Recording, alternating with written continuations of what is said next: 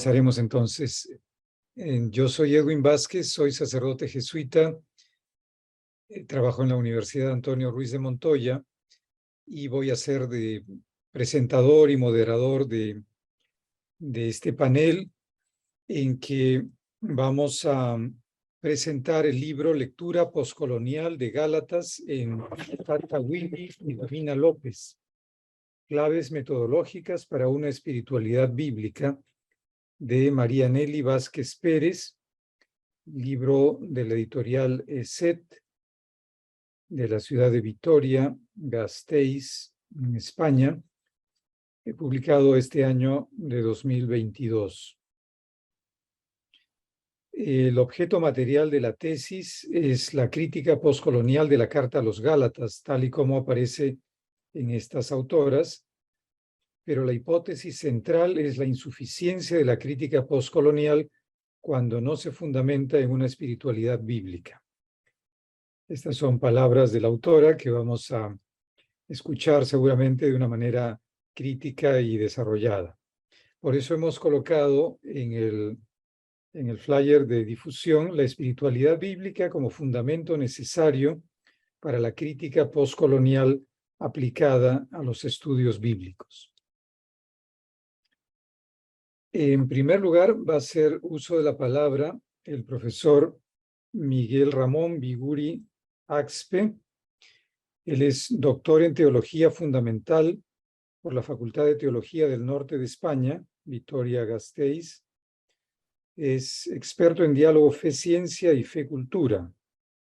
Profesor de Ética de la Facultad de Ciencias Sociales y Humanas de la Universidad de Deusto. Es investigador del Centro de Ética Aplicada de la misma universidad. Le doy entonces la palabra al doctor Biguri. Adelante. Muchísimas gracias, querido Edwin. Muchas gracias por tu amable presentación y también por tu cercanía y tu invitación y por las molestias que te has tomado al coordinar la presentación del trabajo de Nelly Vázquez. Bueno, voy a pasar directamente al tema del libro, porque es ciertamente algo complejo. Es un libro, el que presenta hoy la doctora Vázquez, que es fruto directo de la tesis doctoral y por su enfoque, pues yo diría que es profundamente interdisciplinario, al menos en su vocación, en su intención. En él pues se entrecruzan muchas cuestiones, muchos temas que son importantes en sí mismos, cada uno de ellos. Hay cuestiones relativas a exégesis, cuestiones exegéticas respecto al texto de Gálatas, cuestiones ya quizá más de teología bíblica, cuestiones de interpretación o sentido teológico de dicho texto, cuestiones de teología fundamental, referentes a metodología de análisis e interpretación, el análisis crítico de la recepción de los textos bíblicos en la historia de la teología. Es una tesis que analiza, estudia cómo se aplica la perspectiva de género en estas dos autoras a través del análisis crítico que ellas realizan, tanto del texto como de la historia de la recepción del mismo, utilizando herramientas de la crítica postcolonial, que depende a su vez de los estudios culturales, etc., ¿no? Hay muchísimas cuestiones que se entrecruzan. Entonces, tal vez los árboles puede que no nos dejen ver el bosque, ¿no? Yo creo que ante ese tejido de cuestiones y de temas hay algo que destaca y que pues le da su impronta propia a este trabajo. Es un trabajo doctoral, pero que ha tenido una continuidad en la investigación de la doctora Nelly Vázquez, en la publicación de otra serie de artículos que están directamente relacionados con la cuestión de fondo que ahora les voy a comentar, que va más allá de lo que es la teología bíblica o el enfoque de la crítica de los textos, en la recepción de los mismos. Todo ello es importantísimo y es nuclear en en la tesis de Nelly, pero yo creo que lo que más destaca es que ella considera el trabajo teológico como un trabajo complejo. La teología es una dinámica compleja en la que se relacionan en forma de sistema, interrelacionadamente y globalmente, por un lado la espiritualidad del teólogo, de la teóloga, que analiza los textos, que los coteja, que los estudia, que los, en fin, los categoriza. Por otro lado, las circunstancias histórico-culturales desde las que la teóloga o el teólogo investiga, realiza su labor. Y por otra parte, la finalidad con la que se investiga, el para qué, ¿no?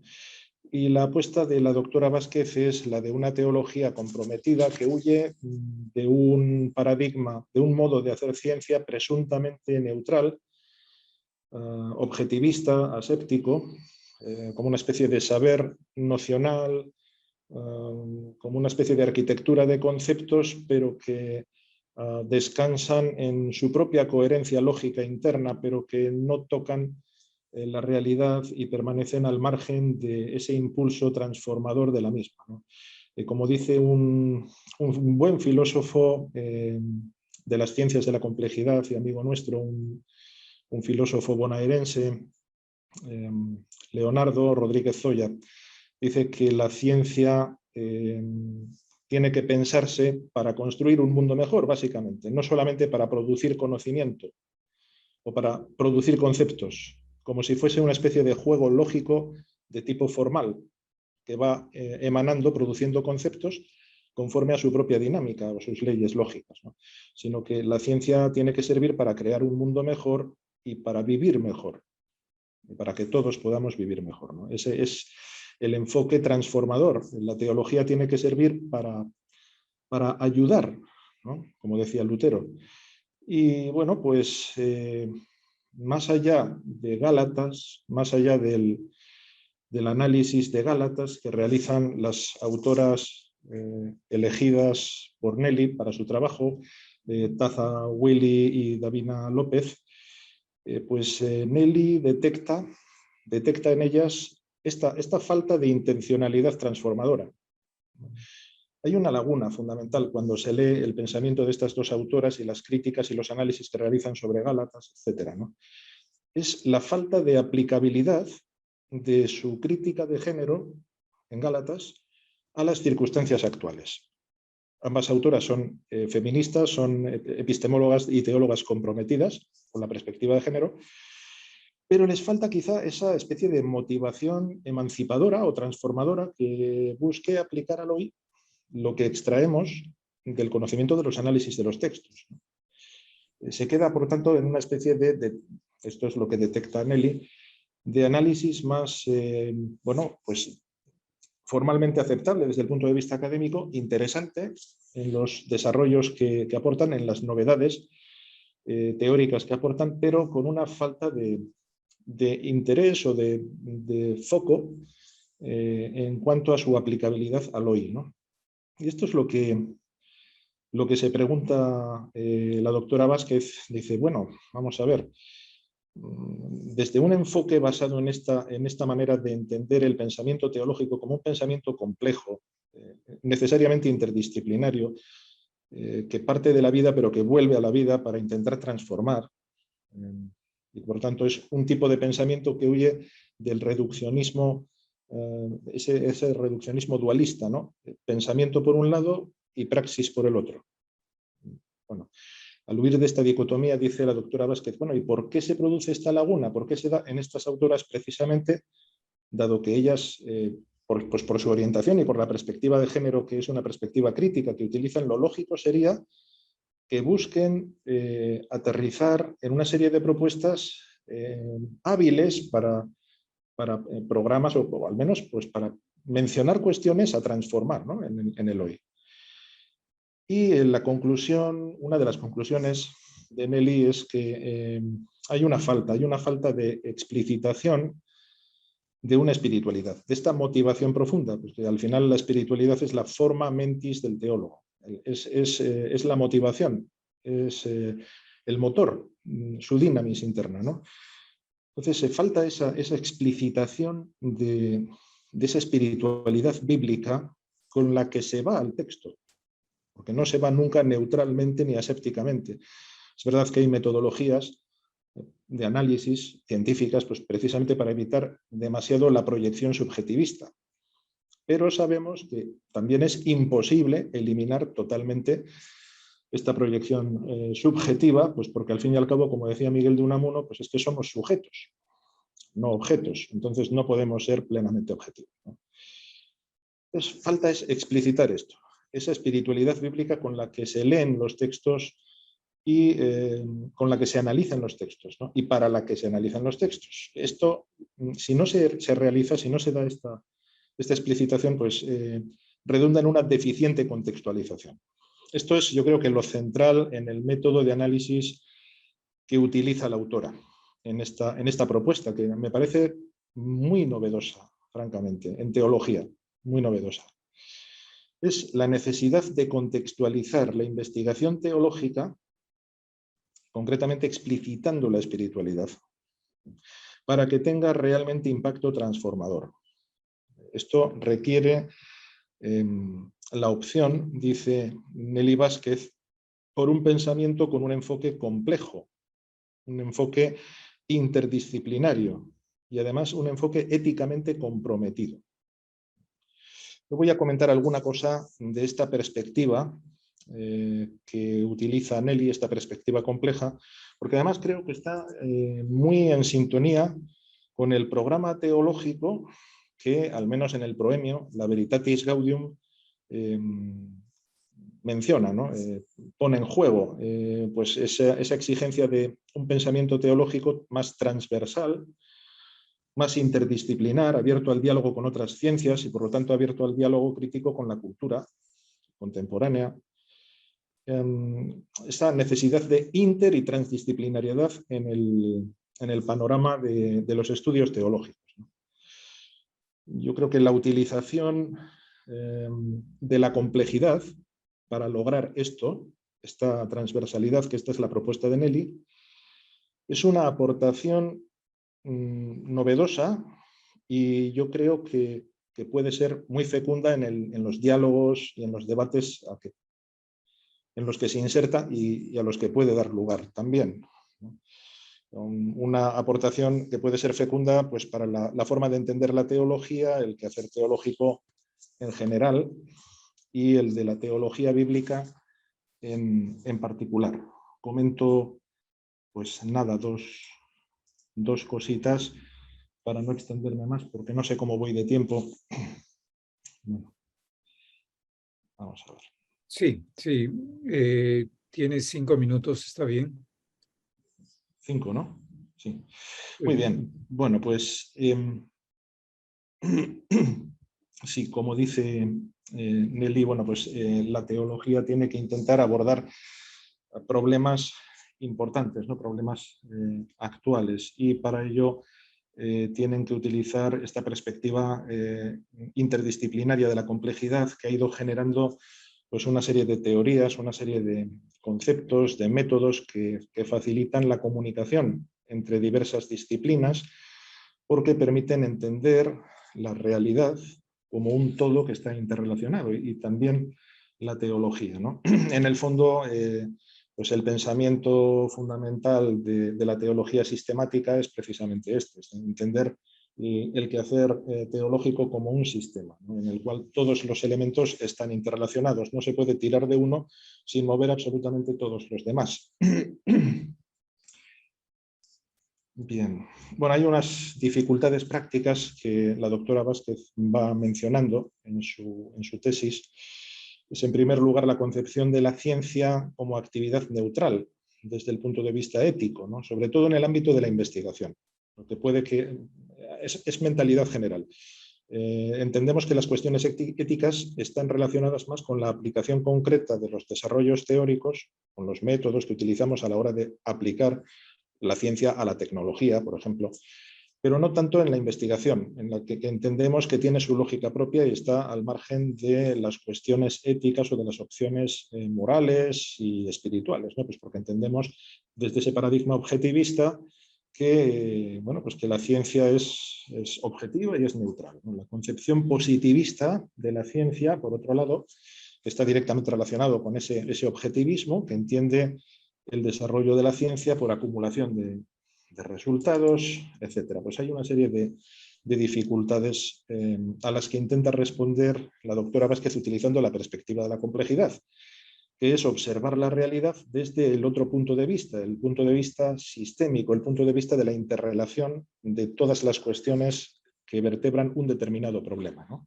Esto es lo que genera esta perspectiva interrelacionada, sistémica, global, es lo que genera unas descripciones, unos conceptos, unas explicaciones que superan este paradigma clásico de una ciencia que entiende el conocimiento como una herramienta instrumental y que básicamente es una herramienta de dominio y de control de la realidad, ¿no? Y por eso, pues, a veces pues el pensamiento muy erudito y muy académico, pero con una perspectiva objetivista, acaba siendo utilizado para justificar ideológicamente determinados estatus que son pues, bueno, inmorales e inaceptables.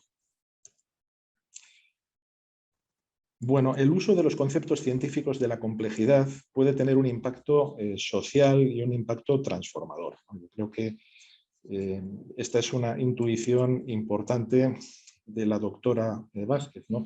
Los conceptos científicos, una vez que se aceptan por las ciencias como suficientemente fiables, en este caso pues por la teología, actúan como un esquema de percepción. Y en función de ese esquema, el investigador, la investigadora, pues analiza los datos y los va subsumiendo bajo determinadas hipótesis de trabajo. Pero esto no es algo mecánico. Esto depende de la perspectiva y esta perspectiva depende a su vez de la espiritualidad que está operando en la persona, ¿no? No hay ningún método para dotar de significado concreto a los datos científicos que nosotros recogemos mediante nuestros métodos de análisis al margen de nuestra interpretación, y es una interpretación en la que nosotros nos encontramos implicados. Pues somos sujetos activos en la construcción del conocimiento y somos sujetos activos en la construcción de nuestra propia episteme. No podemos, digamos, salirnos de la ecuación, por así decir. Formamos parte de aquello que estamos observando, analizando y queriendo transformar. Esto yo creo que es lo revolucionario y lo espiritual, por así decir, de esta perspectiva compleja, ¿no? Entender que el conocimiento humano es reflexivo, que es implicativo y que es antropológico. También en el ámbito científico y teológico, ¿no? Tiene potencialidades y causalidades de tipo ético, ¿no? No se puede hacer teología, ni tampoco se puede hacer ciencia en general, sin explicitar esa perspectiva ética desde la que estamos funcionando, desde la que estamos motivando nuestro conocimiento, porque si no, no se entiende lo que estamos haciendo, porque no se ve hacia dónde vamos o hacia dónde queremos ir con todo nuestro pensamiento, ¿no? Como decía Ortega y Gasset, bueno, pues todo texto sin contexto es un pretexto. Bueno, pues nosotros también, cuando no explicitamos el hacia dónde, y no contextualizamos, por lo tanto, debidamente nuestra propia labor investigadora, pues todo lo que nosotros estamos haciendo puede ser utilizado en un sentido, en otro, en 100.000 sentidos. Y al final puede ser utilizado incluso de manera contraria a lo que estaba en nuestra intención más primaria, ¿no? Yo creo que hay un ejemplo claro de esto que aborda la doctora Vázquez en su trabajo de investigación, que es el de la relación entre conceptos extraídos de la perspectiva de la crítica de género y una dimensión más ética y más espiritual, ¿no? Un ejemplo es el de la utilización del concepto de interseccionalidad a la hora de analizar problemas como, por ejemplo, pues el de la violencia de género, ¿no? Bueno, pues, ¿qué aprende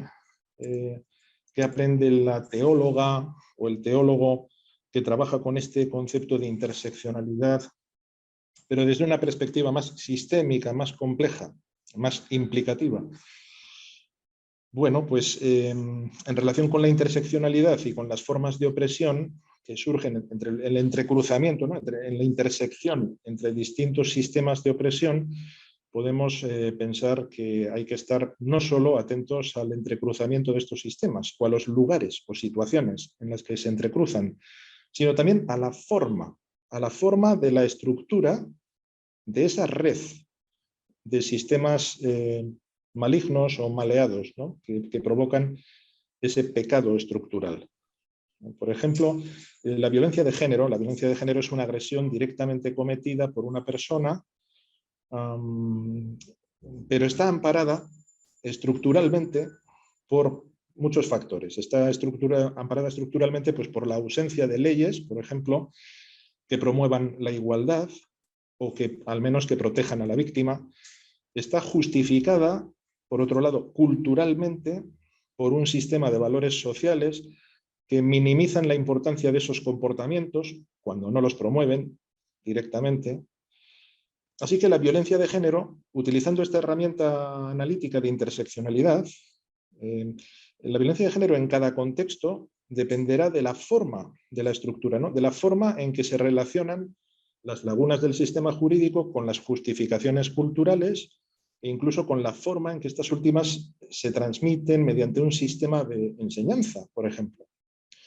En ese sentido, quizá tendría que darse en un análisis de crítica postcolonial sobre este tipo de sistemas de opresión que utiliza estos conceptos, tendría que darse bueno, pues el análisis de las formas típicas de violencia de género que son características de la institución eclesiástica, por ejemplo, y de las justificaciones de su cultura religiosa.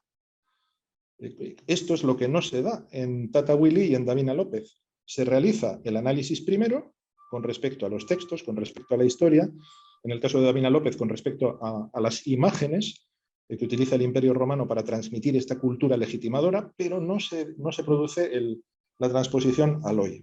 Y ya termino.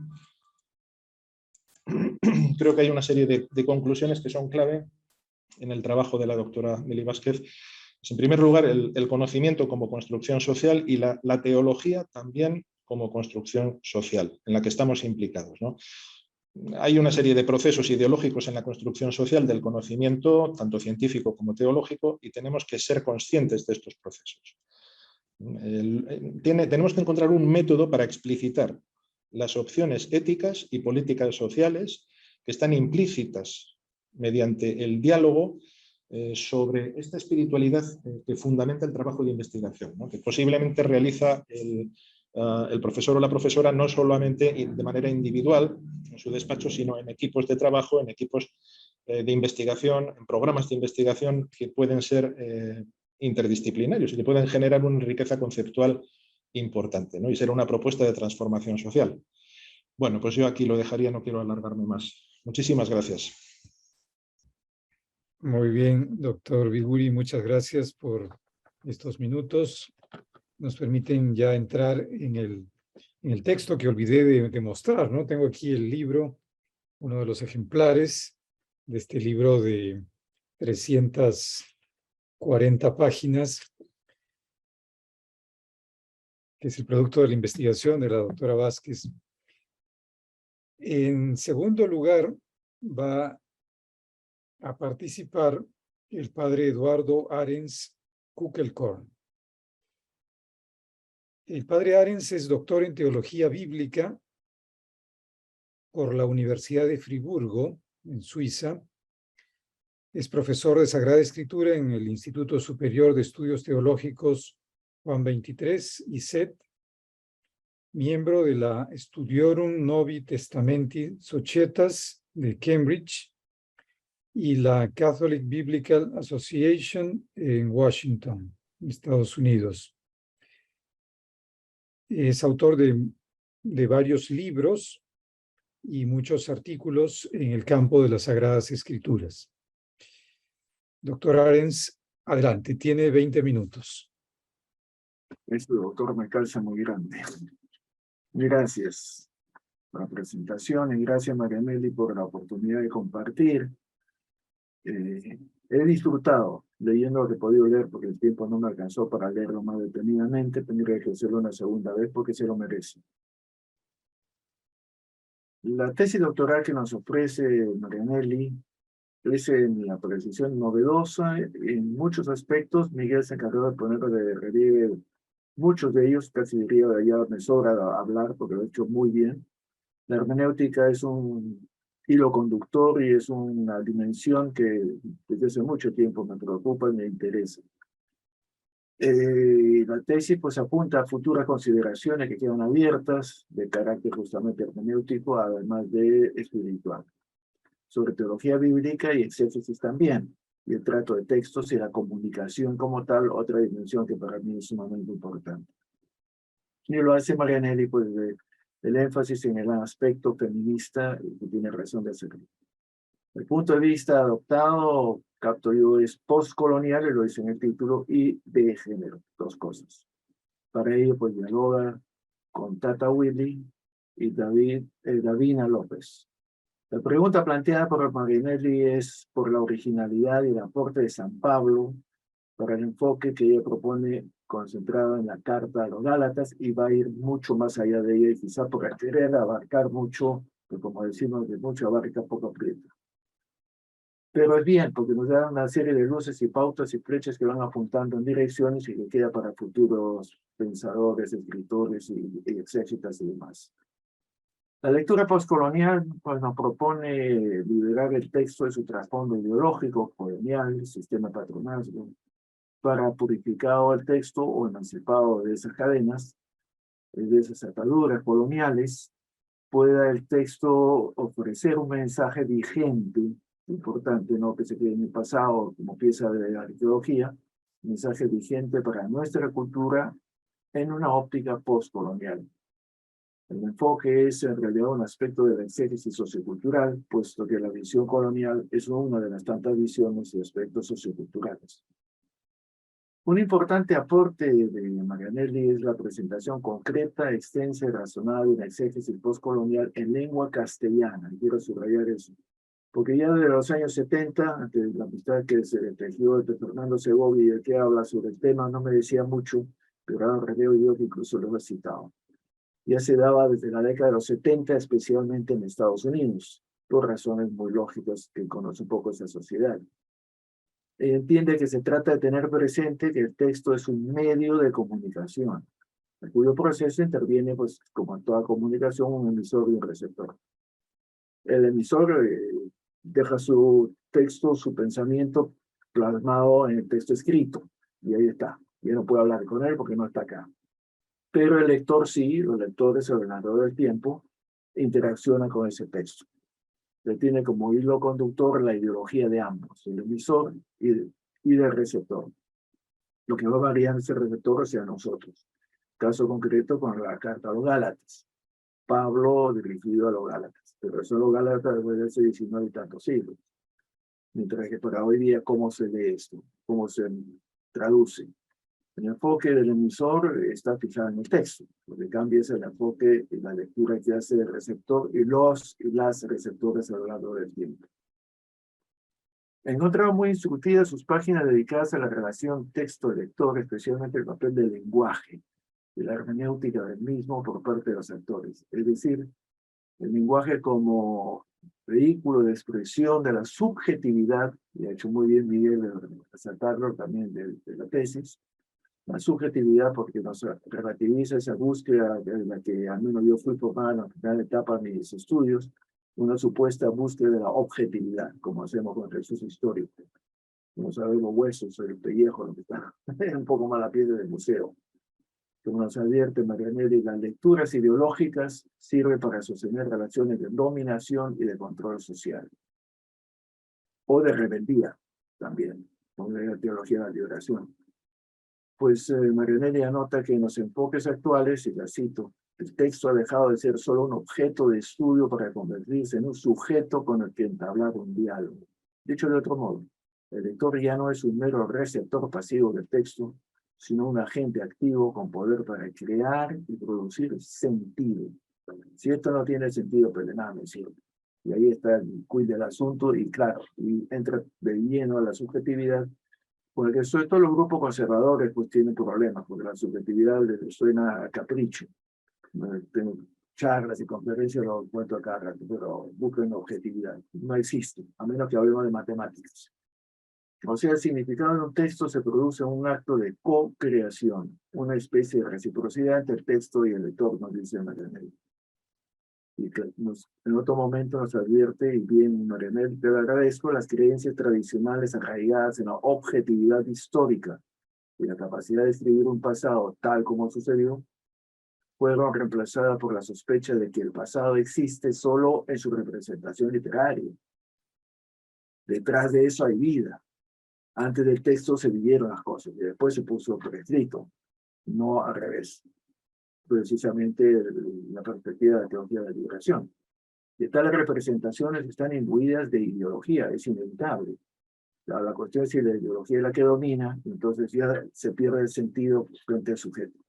Viene a ser una cuestión abstracta. Entiende, y cito, el enfoque postcolonial, que eso cuando hablaba con Fernando me llamaba la atención de lo postcolonial, claro, venía de Cuba y toda la cuestión, como una propuesta de análisis a los presupuestos académicos tradicionales caracterizados en buena medida por una visión occidentalista. Claro, la exégesis la hacemos en Occidente y la implementamos por todos lados. Creemos que el mundo es el Occidente, y no solamente el Occidente, sino en el hemisferio norte. La crítica postcolonial analiza las representaciones de los textos del antiguo judaísmo y del cristianismo primitivo a la luz de la realidad omnipresente del Imperio Romano, según citación.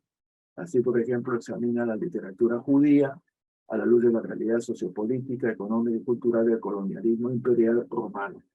Ok, pero ya no vivimos en ese tiempo, vivimos en otro. ¿Cómo se traduce esto? Tenemos que volver a la sustancia del texto, qué se quiso decir, qué se quiso decir, y qué es lo que llevaba consigo ese que se quiso decir, producto de, como muy bien enfatizaba Miguel, los contextos y las situaciones culturales, los Sitzimleben. Para ello, pues, la óptica postcolonial debe recurrir a las ciencias sociales y humanas. Y con ello en mente, es que Marianelli analiza las múltiples y complejas formas de opresión en los textos bíblicos propiamente hijo de sus tiempos. No, es inevitable, pero no porque sea hijo de su tiempo, porque de esa era de escritura se quede ahí. Tiene que ser texto viviente, que palpite hoy. Tiene que ser una transfusión de sangre. Más concretamente, Marianelli pues resalta el enfoque postcolonial como un aspecto que debe tenerse muy presente en la crítica bíblica feminista. Hasta ahora domina todavía la perspectiva androcéntrica. Se debe incluir la lectura de los textos con los anteojos de postcolonialismo, no de varón ni de que domina. Y eso se nota bastante en los exégesis, sobre todo en Estados Unidos, que son muy sensibles a estos temas. Es así que Marianelli nos alerta que la óptica postcolonial y la crítica feminista nos permite plantearnos algunas cuestiones fundamentales que las voy a leer porque me parece interesante. Una, ¿qué función ideológica cumplen los símbolos y discursos literarios en la representación de los otros? ¿En qué medida se puede hacer visible las construcciones simbólicas del mundo de aquellos a los que los discursos han convertido en invisibles? O sea, ¿qué imágenes estereotipadas de violencia lingüística subyacen detrás de los símbolos? Efectivamente. Que no dicho, pero que está ahí. ¿Cómo construye el texto las diferencias? ¿O se produce más bien una imposición y censura de todo lo que resulta extraño? Planteamiento de Gálatas en el capítulo 1, otro evangelio. ¿Qué intereses ideológicos subyacen en las representaciones de los textos y en todo el discurso? ¿Qué intereses estamos viendo en política en Perú? ¿Qué relación existe entre el texto y las posturas dominantes, aspectos culturales, sistema patriarcal, procesos históricos, categorías filosóficas, etcétera, etcétera, etcétera? Y por supuesto todo el mundo mitológico. ¿Qué concepciones de opresión e injusticia se encuentran? No sé si habría concepciones, teorías más inconscientes de ello, pero están ahí, como fueren. ¿Cómo posibilita el texto la construcción de resistencia ante tal opresión y cómo afecta las relaciones de género? ¿De qué forma el sistema patriarcal contribuye a construir, a legitimar y a mantener las divisiones sociales entre la feminidad y la masculinidad? Todo un programa para otros tantos estudios, Marianelli, gracias por ponerlo en bandeja, y ahí tenemos para varios candidatos a doctorados.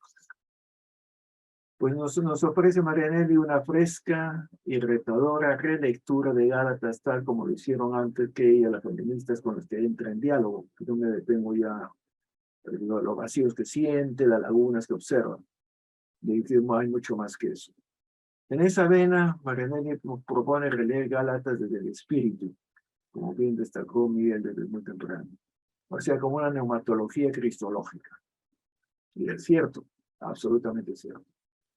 La obra de la redención, bien nos recuerda a Marianelli y la cito porque merece ser releído esto, la obra de la redención y salvación se realiza en Cristo por la fuerza del Espíritu.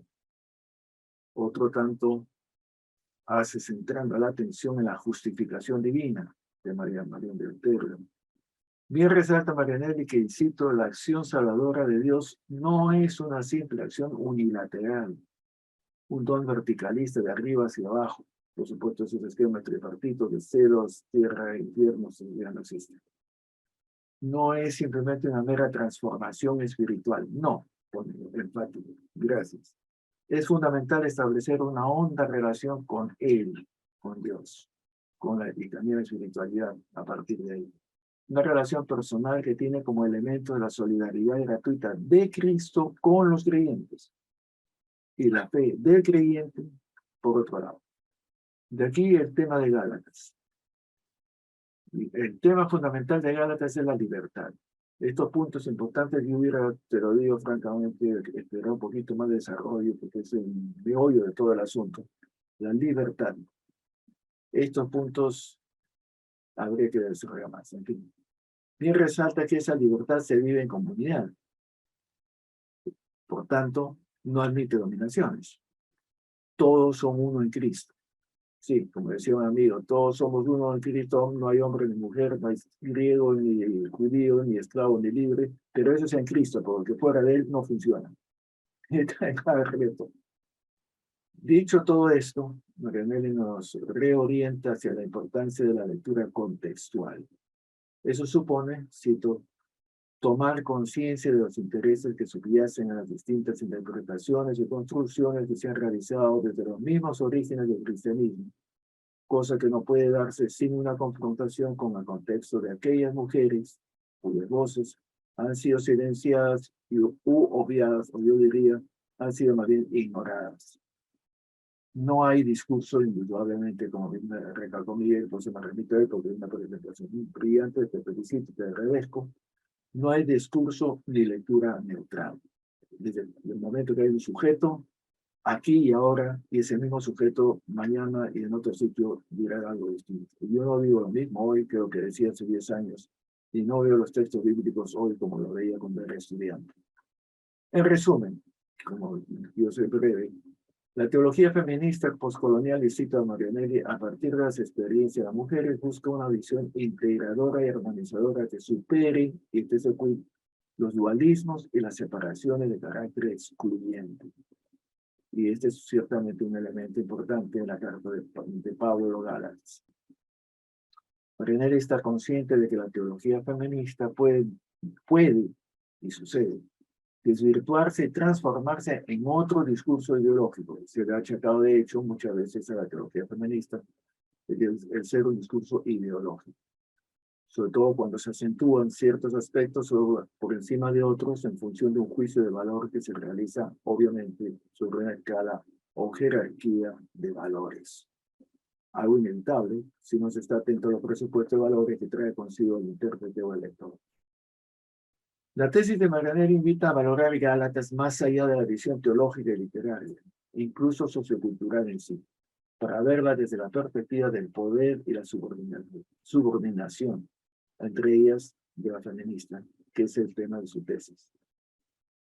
Permíteme acotar a Marianelli un pequeño detalle que no sé si nos escapa muchas veces. En Gálatas 5:22 no se habla de los dones en plural del Espíritu. Y eso hay que mirarlo, tiene un peso en tu trabajo.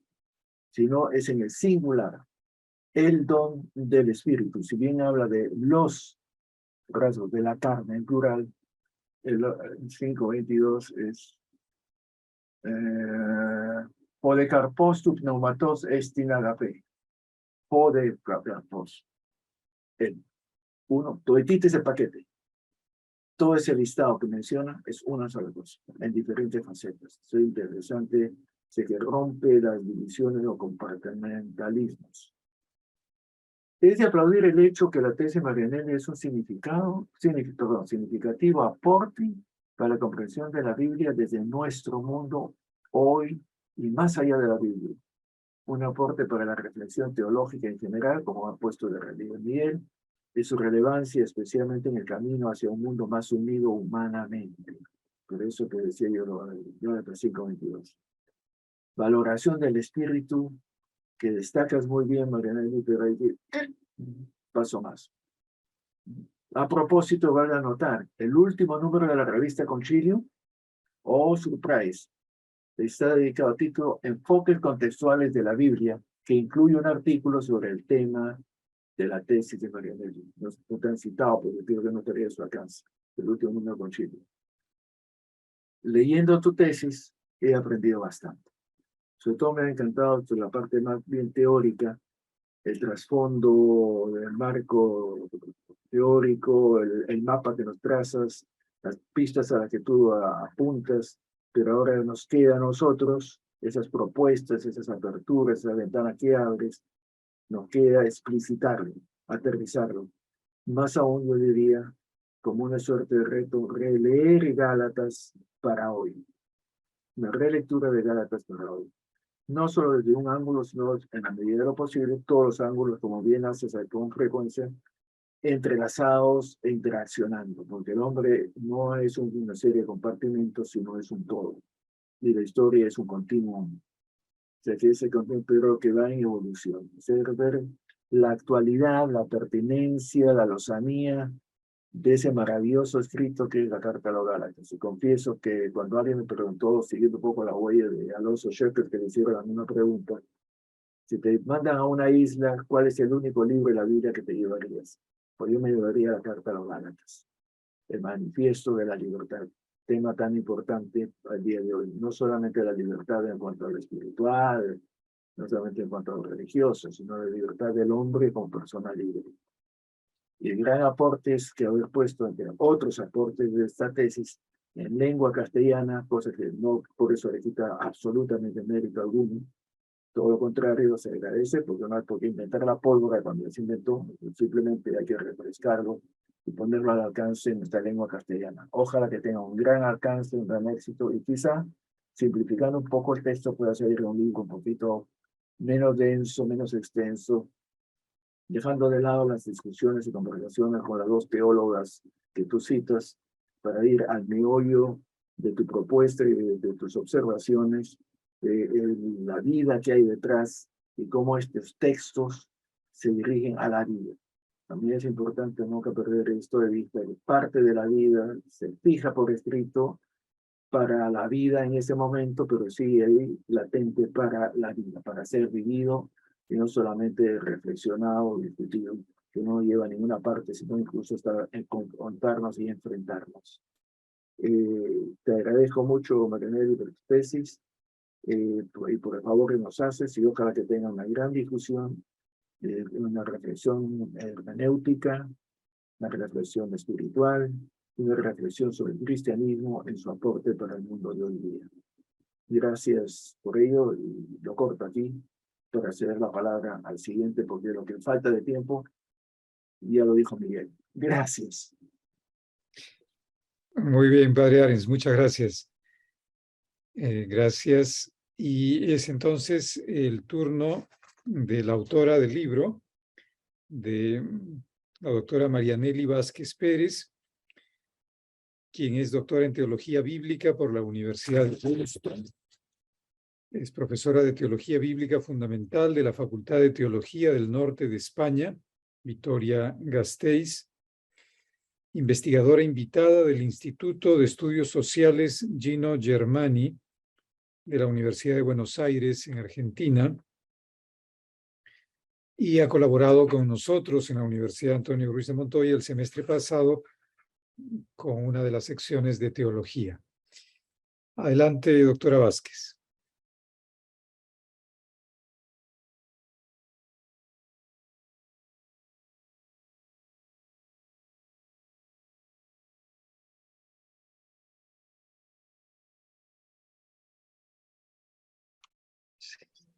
Bien, muchas gracias. No sé si se me escucha bien. Y adelante, está muy bien. Gracias. Bueno, primero, antes de presentar mi reflexión, quiero agradecer enormemente a la Universidad Ruiz de Montoya, en especial a Edwin, por todo este detalle y trabajo y las molestias para hacer posible esta presentación virtual. Yo me había hecho la idea de una sesión presencial, pero tal y como están las cosas aquí ya llegando, pisando tierra peruana, pues me di cuenta de que era imposible y esa dificultad, ¿no? Pero aún así insistió mucho en que la presentación se haga de forma virtual. Gracias, y esto también ha permitido pues poder que mucha gente pueda conectarse y tenga opción también al vídeo, ¿no? Muchas gracias, Edwin, y gracias también a Eduardo Arens. Eduardo Arens es un puntal en mi formación bíblica, teológica. Aunque él no se dé cuenta, has dejado mucha inquietud por la formación, sobre todo en mi persona, cuando fuiste mi profesor de Biblia en ISET. Tal vez mi inquietud pues, se gestó ahí, ¿no? En esos primeros años de formación. Y esto era para mí muy importante, tenerte aquí presente y comentar ese trabajo, esa semillita que en su inicio pues la pusiste tú, y también el padre Manuel Díaz Mateos, que en paz descanse, mi director de mi primera tesina en el ISET, ¿no?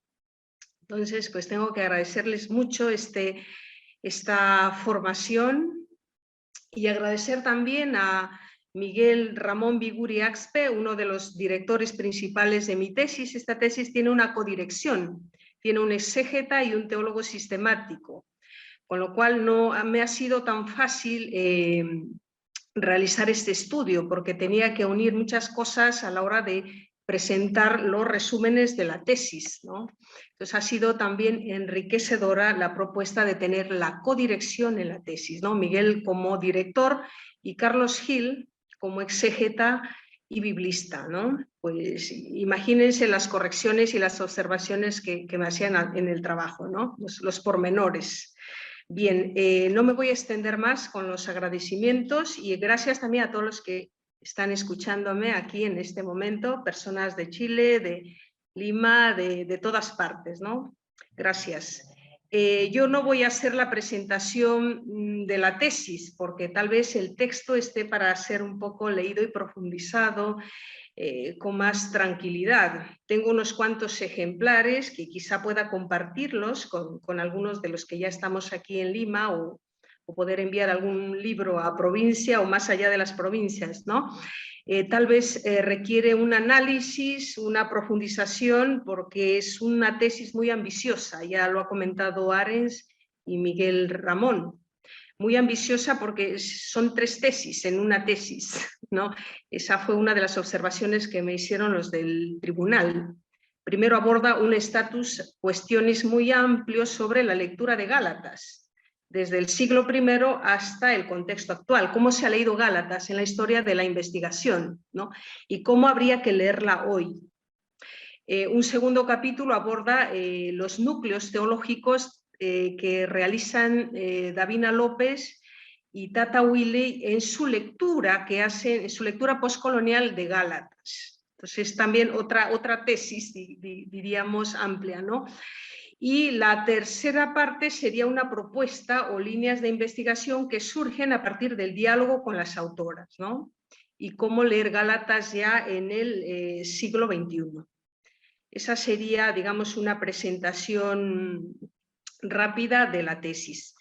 ¿Desde dónde me voy a centrar yo para hacer el diálogo, para seguir con la reflexión? Pues yo me he centrado en esta propuesta. ¿Por qué Gálatas en clave de género? ¿Y qué puede aportar la propuesta de género en la teología hoy? Una teología, digamos, que tiene que dialogar con las ciencias humanas, pero también que necesita un enfoque interdisciplinar. O sea, la teología no puede estar al margen de las ciencias, tal como todavía se sigue concibiendo en los centros de teología, ¿no? Tú planteas esta propuesta y es difícil conectar, porque no se entiende. O sea, hay una especie de espiritualismo teológico que dificulta ese salto, ¿no?, a hacer teología en diálogo con las ciencias, ¿no? De ahí también la propuesta de un grupo que hemos creado con Miguel y otros investigadores para que la teología también aparezca en este diálogo interdisciplinar, ¿no? Entonces, mi propuesta va en esta línea, ¿no? La teología en este momento se encuentra ante el mayor reto desde su nacimiento: adaptarse a la complejidad de las nuevas problemáticas globales, económicas, tecnológicas y culturales, que son el reto principal de la ciencia y la sociedad actual. Esto, diríamos, es el reto, o ha sido el reto ya de la teología desde hace unos años, ¿no? Dichos problemas presentan muchos aspectos disciplinares distintos, aunque íntimamente relacionados y que se retroalimentan entre sí, ¿no? La crisis global, tanto medioambiental como económica, agudizada por la pandemia COVID-19, pone de manifiesto una crisis profunda de un modelo social científico y académico basado en la compartimentación de saberes, el individualismo competitivo y la falta de una forma de pensamiento científico humanista. Lo hemos vivido, lo hemos palpado, ¿no? Esa gran dificultad para trabajar de esa forma sistémica, ¿no?, con las ciencias. Solo el desarrollo de un nuevo modelo científico, social, académico puede orientar a la teología o a la investigación teológica para transformarla en una respuesta inclusiva, interdisciplinar y políticamente comprometida con la construcción de un mundo mejor y más sustentable. Aquí estaría el reto, ¿no? El tema es si nos atrevemos a hacer teología desde este diálogo interdisciplinar, porque exige mucho rigor científico, ¿no? Eduardo ya lo sabe, ¿no?, que no es tan sencillo, ¿no? Y por otro lado requiere mucho tiempo también, ¿no? ¿Cómo hemos llegado a esta situación? La pregunta, ¿no? Durante la etapa del pensamiento clásico greco-latino existía una simbiosis perfecta entre investigación científica, interpretación filosófica y planteamiento humanístico.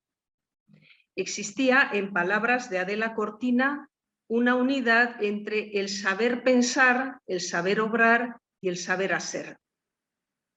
Sin embargo, en la teología, especialmente en exégesis bíblica, se ha ido imponiendo un modelo técnico instrumental de racionalidad que puede desplazar el enfoque humanista o humanístico. Todavía se sigue dando ese debate entre la dificultad para entrelazar exégesis y teología. La gran discusión que se armó en el debate de mi defensa de tesis fue esto, ¿no? Parece que la exégesis va por un lado y la teología por otro lado. Entonces, no está claro el tema, ¿no?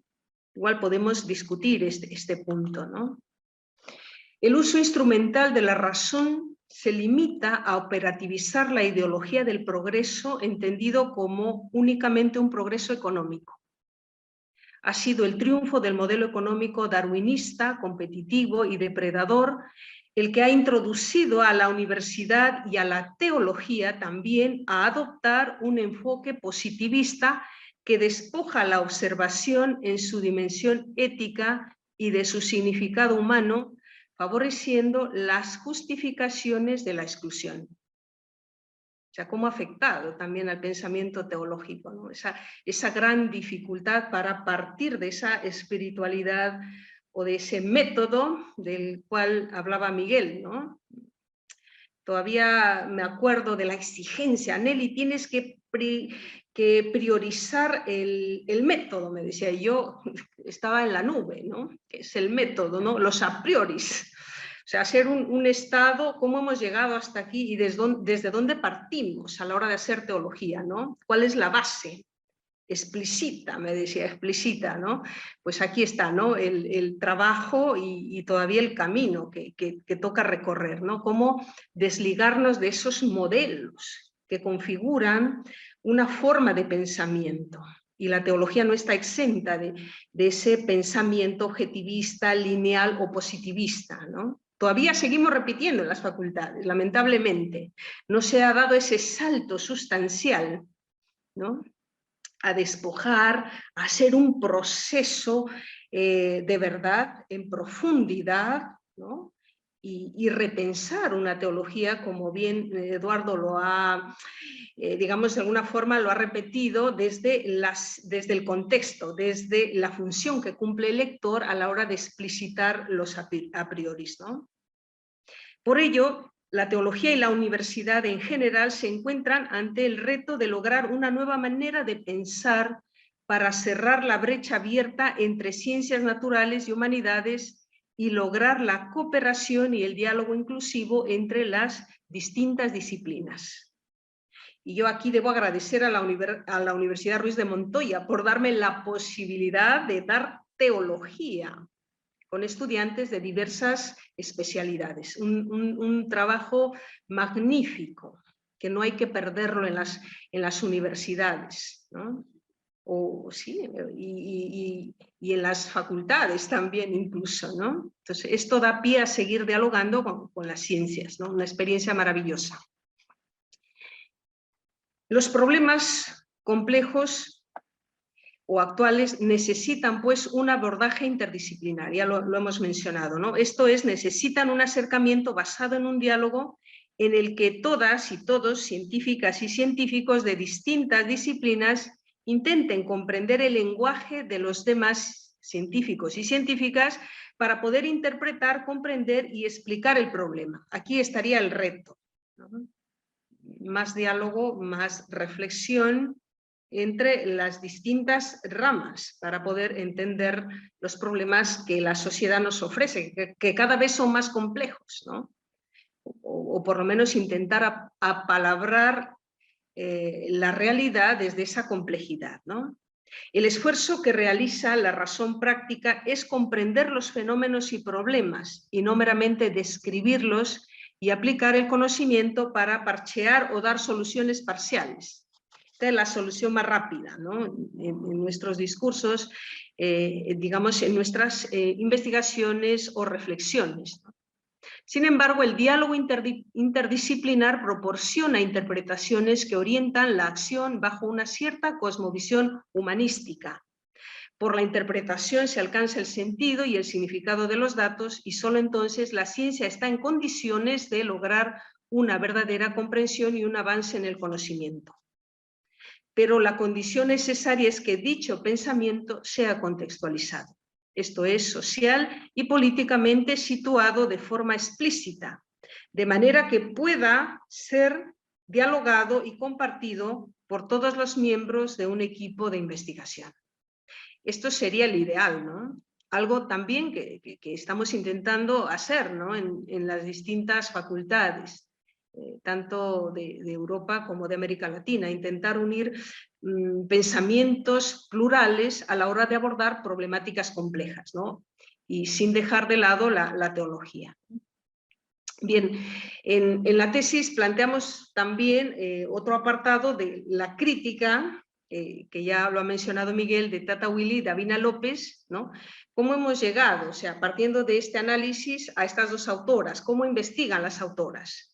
En la investigación hemos contrastado el pensamiento de dos teólogas, ¿no?, adscritas a la corriente de los estudios culturales y la crítica postcolonial. Queríamos estudiar la relación entre la contextualización de su pensamiento. Es muy importante a la hora de leer un libro ver desde dónde se sitúa el autor, ¿no? La forma en que explicitan sus opciones espirituales y sus motivaciones teológicas fundamentales y sus desarrollos temáticos y sistemáticos. Y hemos encontrado que ambas autoras adoptan una perspectiva científica, entendida como objetiva, aséptica y neutral, pero que han obviado elementos espirituales y eclesiológicos que debieran haber sido explicitados, sin juzgar a las autoras, por el contexto. En su trabajo falta esa explicitación ética, ¿no? El resultado es un discurso con dificultad para realizar una crítica trasladable al hoy. Es curioso porque la clave o la perspectiva de género encaja perfectamente con la perspectiva paulina, ¿no? En la que ya no hay varón ni mujer, ni esclavo ni libre, ¿no? Ni rico ni pobre. Para Pablo, la identidad teológica en Cristo, ¿no?, anula las asimetrías. Esto es central en la carta. Eduardo hablaba de la libertad y para mí uno de los temas claves era eso. En Cristo ya no hay asimetrías. Entonces, ¿dónde estaría el problema? Pablo no habló del término género, pero sí habló de esa identidad teológica, que es la que une a los creyentes en una misma comunión. Y esa identidad teológica, dice Pablo, se realiza a través del rito del bautismo. Esa transformación del creyente, ¿no?, por el rito del bautismo anula las diferencias de género, estatus, etnia, etc., ¿no? Tal vez esto falte, ¿no? Yo tantos años estudiando Gálatas y descubrir esta propuesta de Pablo, esta propuesta teológica, me parece una clave de lectura interesante a seguir desarrollando en el quehacer teológico, ¿no? Esta perspectiva es fácilmente trasladable a la crítica de los sistemas patriarcales de dominación y de justificación ideológica en las actuales comunidades cristianas, e incluso en la misma Iglesia, ¿no? Pero esta postura crítica no aparece en los análisis exegéticos de estas autoras y de otros, ¿no? Y tal vez una de las observaciones que hicieron algunos de los lectores de la tesis era que tal vez por miedo al enfrentamiento eclesial no se atreven a dialogar desde esta posición, ¿no? Pero es importante, o sea, la base teológica estaría como en el centro de la discusión de la teología, ¿no? En Cristo aparece ya esta novedad, ¿no? Ello se debe a la falta de explicitación de la cosmovisión de la que se parte y del objetivo que se pretende alcanzar con la investigación sobre Pablo, más allá del ejercicio intelectual de proporcionar más datos o conocimientos técnicos del texto. ¿Qué aporta entonces el género en este diálogo interdisciplinar? Dentro de las cosmovisiones humanísticas que sitúan el discurso y facilitan la interdisciplina, nos encontramos con esta categoría. En algunos sectores, esta perspectiva todavía no asimilada o polémica, ¿no? Es una perspectiva epistémica y transversal ya en algunas universidades. O sea, si no incluyes la perspectiva, te quitan los puntos a la hora de hacer los exámenes. Perspectiva inclusiva, ¿no? Pero bueno, no bastan los datos. Es una perspectiva ética y a la vez, puesto que es una opción emancipadora en el quehacer científico, orientada a la defensa de los derechos y la dignidad tanto de las mujeres como de los varones que sean injustamente tratados por su género. Es una perspectiva inclusiva. Como toda cosmovisión es transversal, por esto, si es aceptada con sinceridad por los miembros de un equipo de investigación, puede favorecer el diálogo y la comprensión mutua dentro de la diversidad y la pluralidad de lenguajes disciplinarios, ¿no?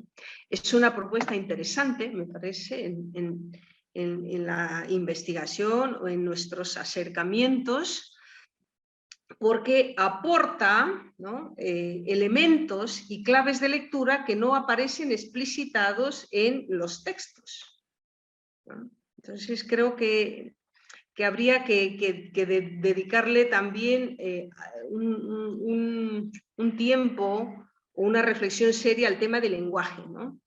La perspectiva de género entiende la realidad como un proceso en el que todo está entretejido.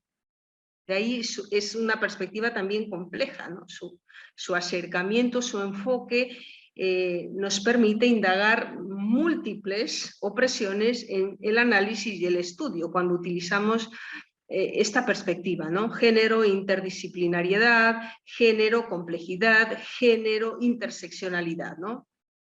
Supera, por tanto, la tendencia de la teología clásica que tiende a dividir y a separar. La forma en que construimos conocimiento es en la interrelación entre distintos subsistemas sociales y culturales. Y la perspectiva compleja aporta lucidez y una mirada crítica sobre los fenómenos de opresión y de la injusticia. Aporta elementos de análisis, claves de lectura, herramientas a la hora de abordar las múltiples opresiones que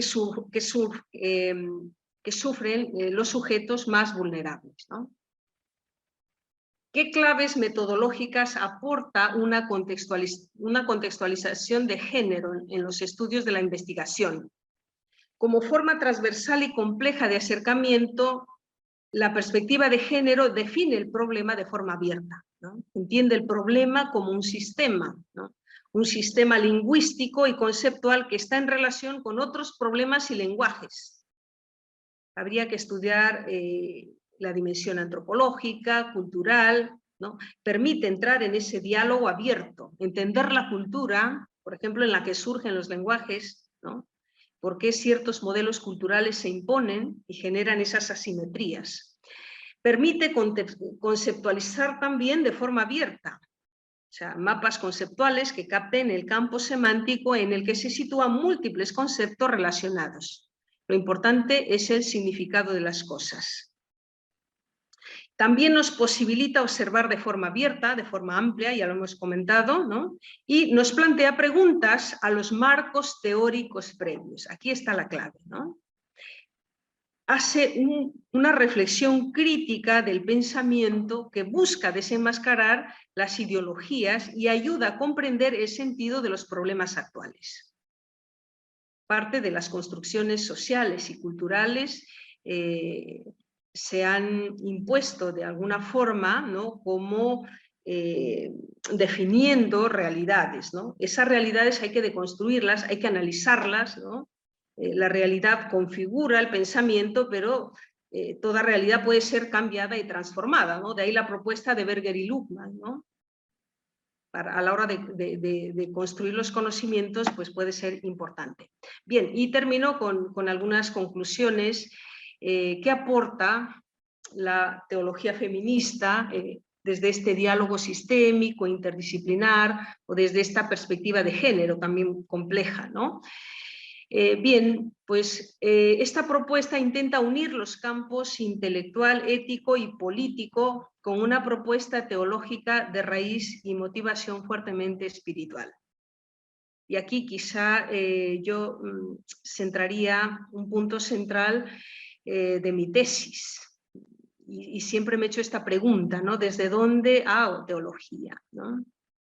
Ignacio Ellacuría hablaba de honestidad con la realidad. Honestidad con la realidad supone enfatizar los a priori, ¿no? ¿Desde dónde hago teología? ¿Qué me mueve a la hora de hacer teología? No basta el título, ¿no? El título, como dice, de doctor, simplemente si no me sitúo desde ese contexto. Y desde ese contexto intento de alguna forma aportar esa transformación social. Entonces, ¿qué hace que la teología sea viva, sea encarnada? Pues la espiritualidad, la base ética que estaría detrás del discurso o de la reflexión, ¿no? No basta con repetir ideas, hacer buenos estudios y reflexiones si eso no logra penetrar, digamos, o apalabrar la realidad. Intenta también sustituir el enfoque reduccionista y lineal por la intención al surgimiento de las propiedades de los sistemas, ¿no? Se sitúa desde esa complejidad y desde esa complejidad la teología tiene que partir y explicitar, digamos, los elementos que puedan ser importantes para transformar la realidad. La perspectiva del pensamiento complejo puede contribuir a ese acercamiento plural y multidimensional a la realidad, a la teología y a la Biblia, construyendo hermenéuticas alternativas. Y ya mi tesis se sitúa, digamos, en ese camino, en ese proceso de hacer teología desde estas hermenéuticas contextuales, ¿no? Situándonos en la perspectiva de los estudios culturales, la crítica postcolonial e incluso podemos ir más allá del género, ¿no? en esta investigación. La teología feminista puede incorporar con fruto distintos métodos de análisis procedentes de las ciencias de la complejidad que ya se están aplicando en otras disciplinas de ciencias sociales y de estudios culturales, sobre todo de las que ya ha hecho alusión Eduardo Ares del mundo anglosajón, ¿no? Que hace ya muchísimos años vienen aportando lecturas nuevas, ¿no? Aquí tal vez se desconoce, ¿no?, este campo novedoso. Y por último, ¿qué teología en clave de género situada desde la complejidad? ¿Qué teología podemos hacer? Esto ya a modo de debate, ¿no? Hay una opción por un pensamiento no lineal en esta reflexión. Nos situamos desde ese pensamiento sistémico, incluso con mucha humildad, a la hora de formular propuestas, ¿no? Pero que sean propuestas abiertas, que den debate, que den, posibilidad al diálogo y a la reflexión. Los sistemas no pueden entenderse de forma dualista, ¿no? Estableciendo esas dicotomías o separaciones tajantes, tan marcadas en nuestras prácticas, ¿no? La teología es qué hacer, ¿no? Une fe y vida. Entonces, eso se tiene que reflejar en la forma del diálogo, ¿no? De la reflexión, de la inclusión también de lo diverso, ¿no? La dualidad, pluralidad, está manifestando una unidad más profunda, ¿no? Una reflexión más seria, ¿no? Esta propuesta nos sitúa ante una ciencia interdisciplinaria, ¿no? De ahí quizá las distintas propuestas de investigación de tesis doctorales que pueden surgir a partir de este diálogo, ¿no? Hay una opción por una interseccionalidad e interdisciplinariedad como método de lectura e interpretación de los textos y los contextos, ¿no? Esto requiere también dialogar más a fondo con otras ciencias, ¿no? Empaparnos, ¿no?, de la tecnología, de las ciencias humanas, de las antropologías, para poder generar un discurso abierto. La interseccionalidad o complejidad, ¿no?, explora la diversidad de las trayectorias del entrecruzamiento, tal como vemos aquí en las imágenes, de las diferentes modalidades de dominación, ¿no? Por ejemplo, a la hora de hacer un estudio de las mujeres musulmanas en España, nos dimos cuenta que estas mujeres no solamente están oprimidas por su cultura, sino también por su religión, por su lengua, por su etnia, etcétera, etcétera, ¿no? El tema se complejiza todavía más, ¿no? La interseccionalidad estudia estos entrecruzamientos y explora esta diversidad de trayectorias, ¿no? Se esfuerza por captar la complejidad de la vida social desde una perspectiva amplia y diversa, generando una red de relaciones de sistemas interrelacionados. Bueno, pues todo esto he querido intentar plasmar en una tesis de forma muy ambiciosa, ya os digo, mil disculpas, muy ambiciosa, pero era el momento de hacerlo.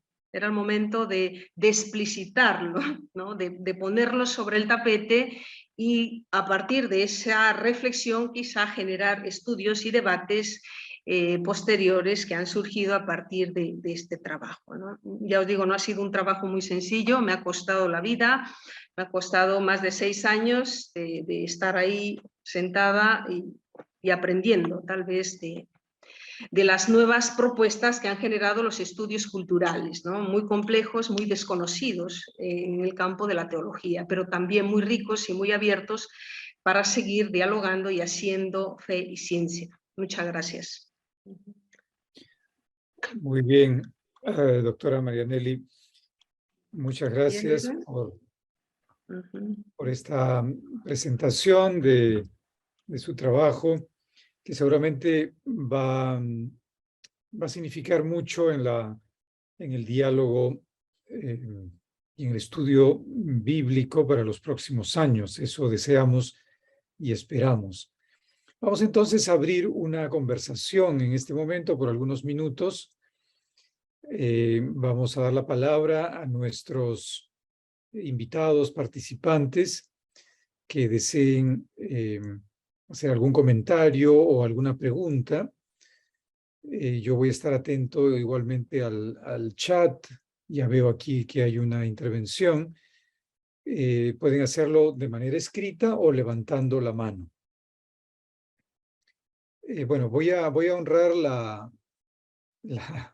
el orden. Entonces, aquí hace varios minutos, Andrés Contreras Opaso, que se encuentra en Chile, elaboró esta pregunta bien al inicio del panel. ¿Puede la espiritualidad de la teología de Pablo de Tarso impactar la vida política de los cristianos del siglo XXI? Es una pregunta amplia, no se refiere solamente a la carta a los Gálatas, pero tenemos allí una primera intervención de Andrés Contreras, ¿no?, que presento al panel. ¿Puede la espiritualidad de la teología de Pablo de Tarso impactar la vida política de los y las cristianas del siglo XXI? Muy bien. Bueno, No sé quién con desee permiso, comenzar. Y aunque no soy precisamente un especialista en teología bíblica, pero que también he aprendido muchísimo con el acompañamiento en la tesis de Nelly. Bueno, pues yo diría que, vamos a ver, la espiritualidad de la teología de Pablo, pues es la espiritualidad de Jesús de Nazaret vivida en un contexto muy determinado, un contexto religioso y sociopolítico, ¿no? Y es un contexto que a Pablo le implicó introducirse en una polémica ciertamente importante, no solo en una polémica con el imperio, sino en una polémica entre judaizantes y helenizantes. Es una polémica que está en el origen de la configuración de las comunidades cristianas más primitivas, ¿no? Y es como una especie de ADN, de código genético que está ahí operativo aún, ¿no? Nos plantea una serie de preguntas. Bueno, pues quizás es una traducción al hoy un poquito ingenua y abrupta, pero al leer en concreto el texto de Gálatas, pues, hombre, nos puede plantear si vivimos nuestra fe de una forma verdaderamente antropocéntrica, centrada en el ser humano y en el significado salvífico del ser humano, o si nuestra postura es más bien religiocéntrica, judaizante, ¿no?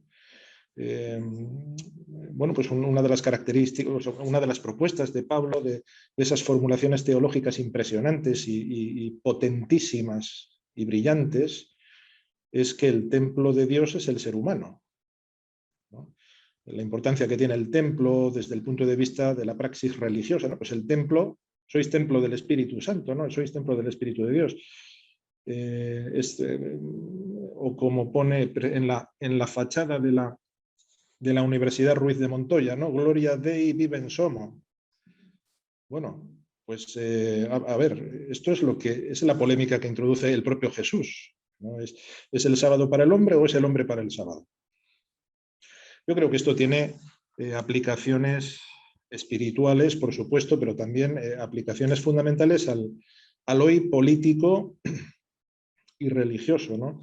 Es muy interesante ver cómo Pablo pues, lanza sus propuestas, realiza sus propuestas teológicas, realiza una elaboración teológica de la fe judía en un contexto complicado, y sí, complicado y complejo, las dos cosas, ¿no? Como puede serlo el hoy, un contexto multicultural en el que vivía, muy problemático desde el punto de vista político y económico, un contexto de praxis plurirreligiosa, fin, pues sería interesante ver cómo Pablo responde a esto, ¿no?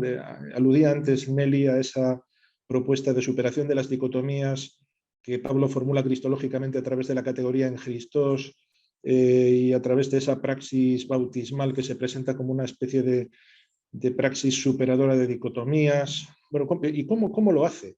¿Cómo lo hace Pablo? ¿Cómo elabora esto? ¿Cómo suscita el diálogo, un diálogo constructivo entre todos los agentes que participan de ese problema inicial tan crucial, ¿no? Yo creo que esto es aplicable al hoy perfectamente, ¿eh? Muy bien, gracias, Miguel. Si alguno de ustedes, antes de darle la palabra a Juan Carlos Schiappapiedra, si alguno de ustedes, sea Eduardo o Nelly, quiere hacer un brevísimo comentario, respuesta a esta pregunta, adelante, pero breve, por favor. Creo, Miguel, que además hay que tener presente de todo eso para entender a Pablo el trasfondo, ¿cómo lo llamaría yo? Filosófico, teológico en el cual él se mueve. Es un Pablo del mundo helenístico y por lo tanto muy marcado por la filosofía platónica o neoplatónica, como la llamemos, igualdad, ¿no? Y eso es lo que lo marca.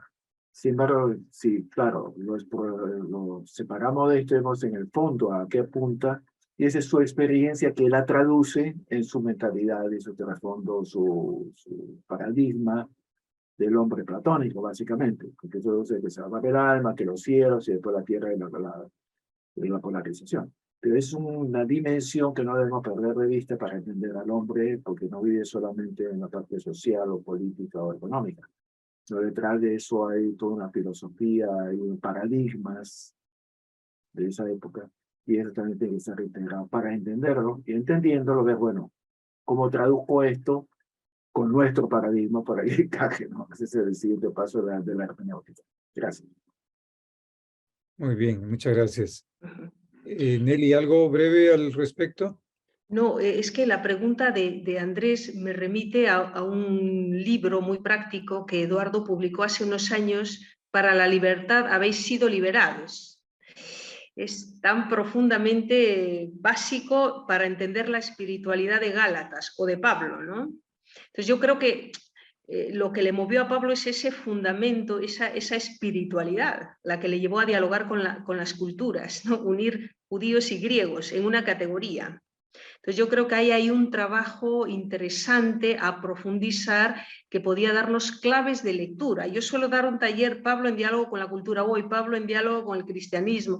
Hay un montón de cosas que se podrían aprovechar en las universidades, en las facultades, desde esta perspectiva, ¿no? No son datos, hay una espiritualidad muy profunda en la teología de Pablo, poco conocida, ¿no? Yo siempre digo, el Pablo mal interpretado, poco conocido, nada más. Excelente, gracias. Muy bien. Entonces le damos la palabra ahora a Juan Carlos Schiappapiedra. Adelante. Buenas tardes, buenas noches, perdón.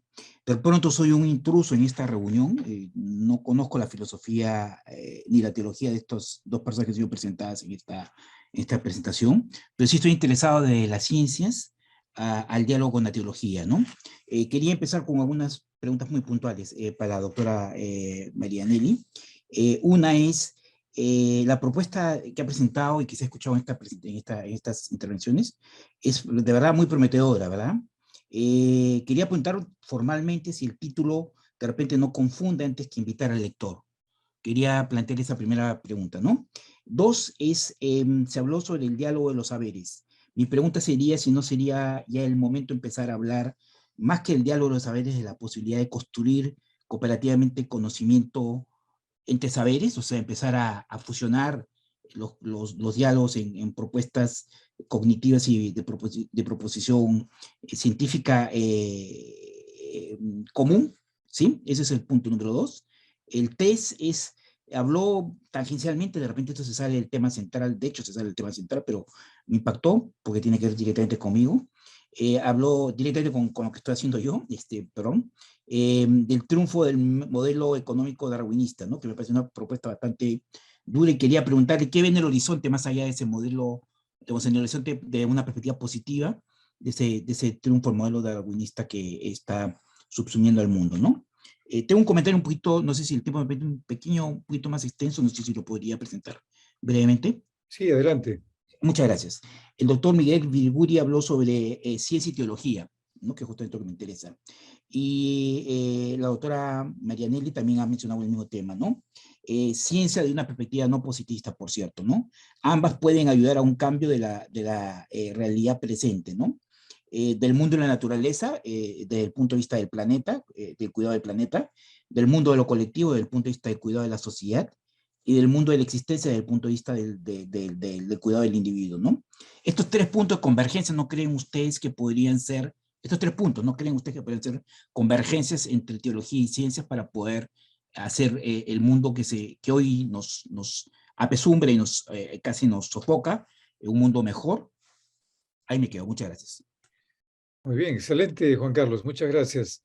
Efectivamente, ¿no? Diálogo, fe y ciencia es un tema crucial, ¿no? Que esta obra ha abordado. Entonces, tal vez, Nelly, tú podrías comenzar intentando responder alguna de las varias preguntas que ha hecho Juan Carlos. Procuremos ser breves para que haya oportunidad que alguien más pueda participar. Adelante. Tal vez le voy a dar la palabra a Miguel, que ese es su tema de investigación, y luego yo podría responder algunas cuestiones, porque hay algunas preguntas a las que ha aludido Juan Carlos en relación con la ciencia, fe, ciencia, ¿no? Luego intervengo. De acuerdo. Entonces, sí. Miguel, por favor, adelante. Sí, vamos a ver, por supuesto que el diálogo de saberes y la construcción del conocimiento como expresión de ese diálogo necesita, yo creo que necesita de un previo, necesita un previo que es entender el conocimiento no como un bien privado que yo poseo o que me puedo apropiar para controlar una determinada parcela de la realidad, ¿no? El previo es entender el conocimiento como un bien común, no como un bien privado. Y por lo tanto, entender el diálogo que se necesita para alcanzar ese bien común, no solo como un proceso discursivo, sino sobre todo, y también, ¿no? Porque también implica, por supuesto, el proceso discursivo, pero entenderlo sobre todo como un proceso deliberativo. En la construcción de un bien común se necesita deliberar, y deliberar se realiza cuando no tenemos claro del todo pues cuál es el alcance de las opciones que están ante nosotros, cuál es el significado profundo de las cuestiones que se nos plantean, cuando vemos que necesitamos incluso reformular las preguntas que se nos hacen o reconstruir los problemas entre todos precisamente para poder generar una estructura de comunicación, ¿no? Mutatis mutandis es el mismo problema que se plantea en política cuando se entiende la democracia como un sistema simplemente de solución de problemas concretos mediante una dinámica de votación, de elección, un sistema electivo, o cuando se entiende la democracia como algo mucho más profundo, como la generación de un bien común al que todos aspiramos a través de un diálogo deliberativo, ¿no?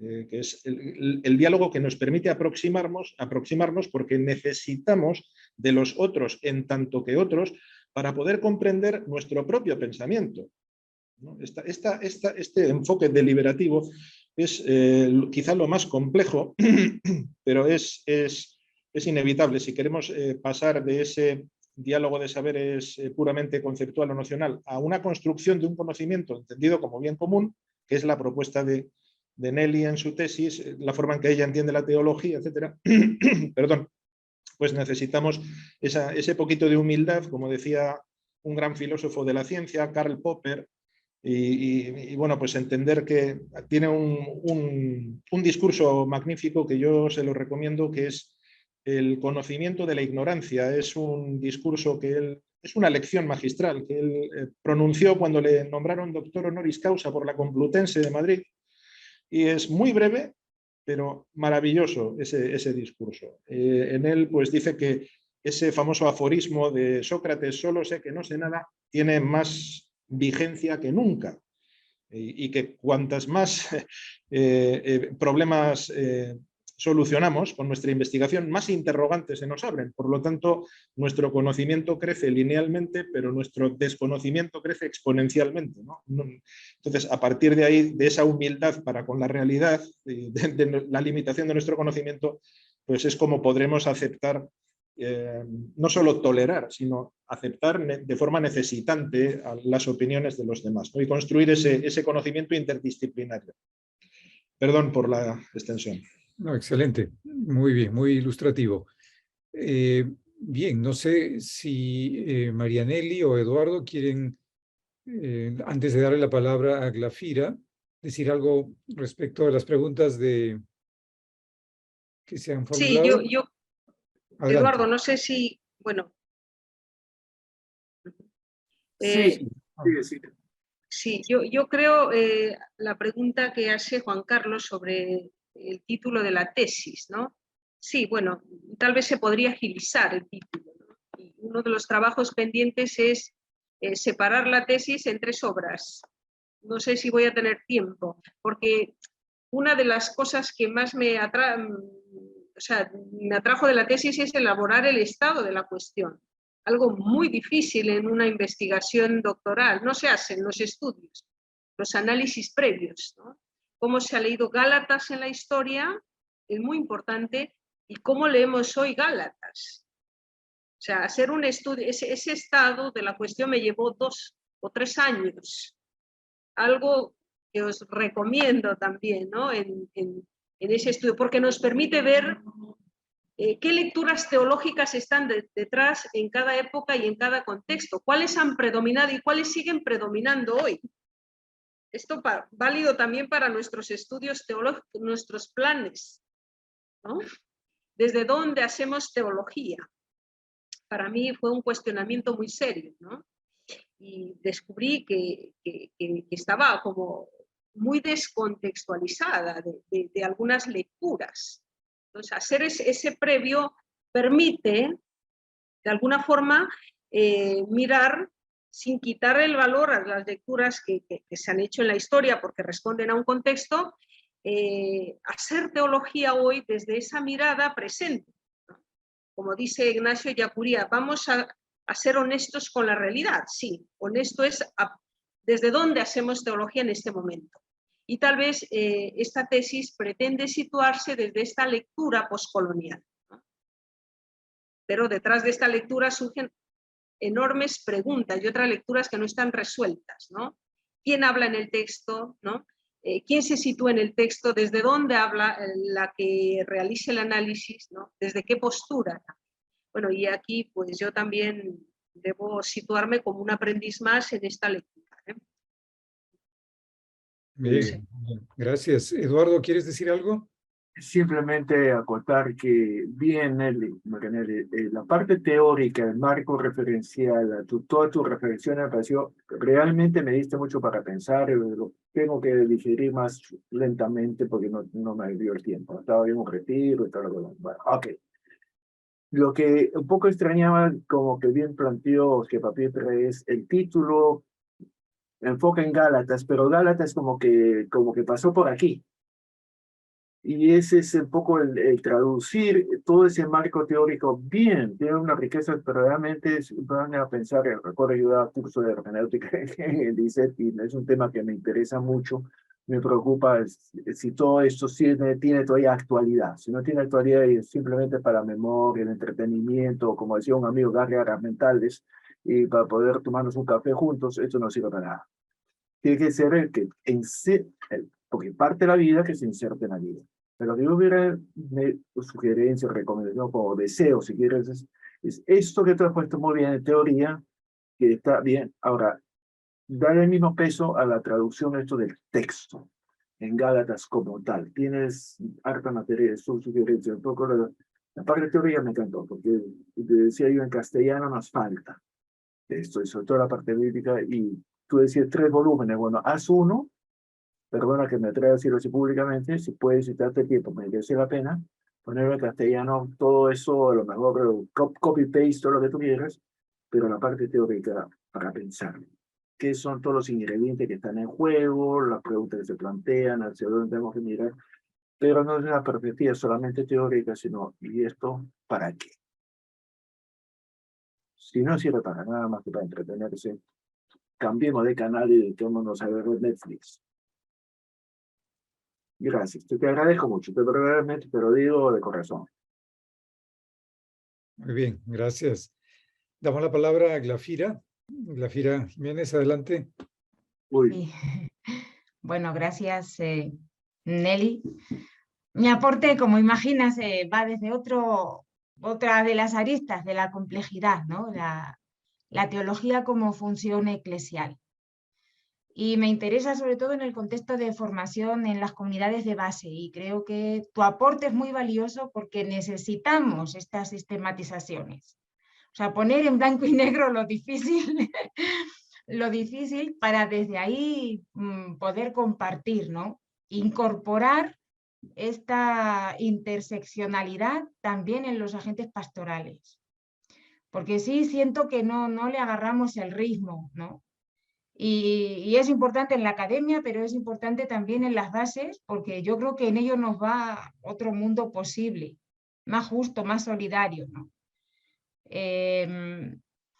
Por las condiciones tan dramáticas en las que viven tantas y tantos en el mundo, ¿no? Y sobre todo tantas. Y en ese sentido creo que vamos descubriendo y que, como digo, tú lo pones en blanco y negro, la perspectiva de género agarra, ¿no? Agarra interseccionalidad casi de manera natural, ¿no? Perspectiva del grito de los pobres, agarra la perspectiva del clamor de la tierra, el todo está conectado, ¿no? En un lenguaje más nuestro. Patriarcado, capitalismo, colonialismo, clericalismo, ¿no? Clericalismo son todos rostros con múltiples expresiones y rostros, ¿no? Que por lo menos nos preguntan, no sé, nos lanzan la pregunta religiosa y humana de ¿qué puedo hacer yo para que este mundo sea pues, menos miserable? Y claro, desde y aquí va un poco la pregunta también, lo primero era el reconocer y que sepas que esto nos hace falta y nos sirve también para este trabajo más en las bases. Y la pregunta yo iría un poquito más que tú, ¿no? En este sentido, la centralidad de la Biblia en nuestros espacios de formación y las necesarias relecturas bíblicas también en las comunidades. O sea, cómo sienten, cómo viven, qué les dice el texto de Gálatas. Es verdad, ¿no? Bueno, nacer de un bosque, un jardín privado, ¿no? Pero recuperar el texto, como tú decías, ¿no? Un sujeto con el que dialogar.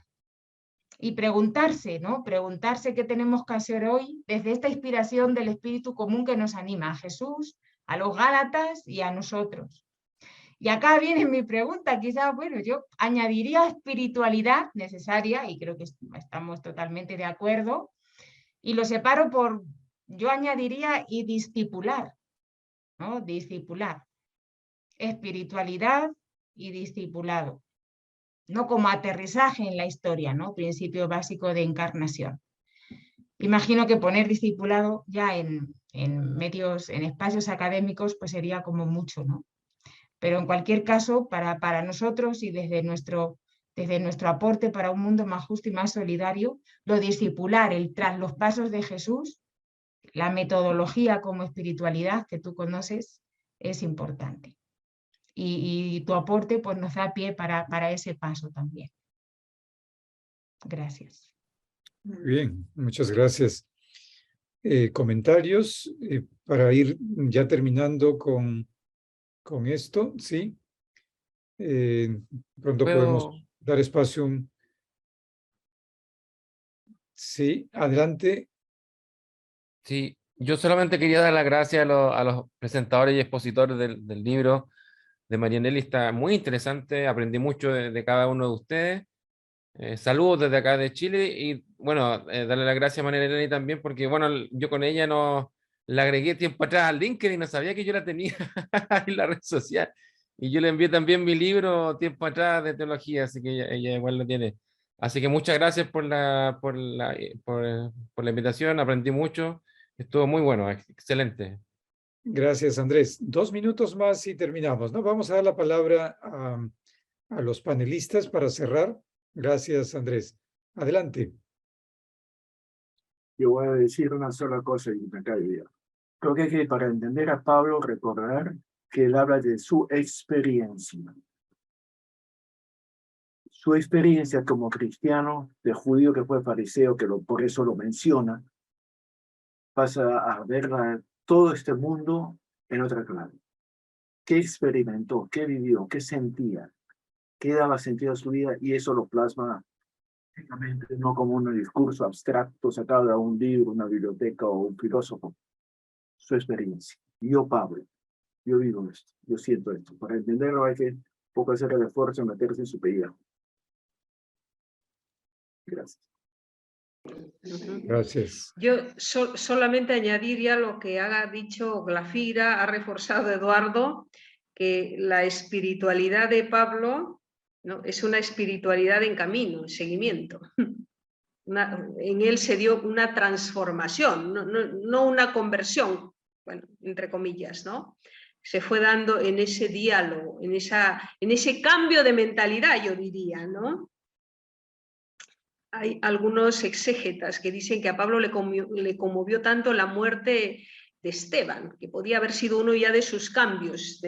La ley no logra liberar, la ley mata. Ahí hay una espiritualidad impresionante para trabajar, ¿no? La ley elimina. Entonces, Pablo se da cuenta que está equivocado, ¿no? Pues hay un cambio de mentalidad que es la base de una espiritualidad, ¿no? Una nueva óptica, una nueva mirada.